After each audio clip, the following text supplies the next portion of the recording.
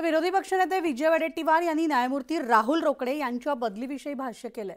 ईडीनं अजित पवारांची पुन्हा चौकशी सुरू झाल्याचं कळतंय। तर दरम्यान अजितदादांची उपयुक्तता कमी झालीये म्हणून भाजपकडून त्यांचा अडकवण्याचा प्रयत्न सुरू असू शकतो। न्यायमूर्तींच्या बदलीचा आणि चौकशीचा काही संबंध नसेल अशी प्रतिक्रिया विजय वडेट्टीवार यांनी दिली आहे।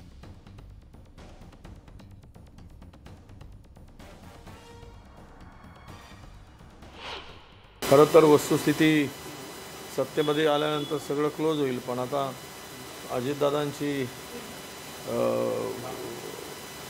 मला वाटतं उपयुक्तता कमी झाली की काय, म्हणूनच भाजपा परत त्यांना आपल्यासोबत पुढच्या विधानसभेच्या निवडणुकीत घेऊ इच्छित नसेल, म्हणून त्यांना कदाचित पुन्हा अडकवण्याचा प्रयत्न आणि बदनाम करण्याचा प्रयत्न पुन्हा नव्यानं करायचं काही षडयंत्र असू शकते।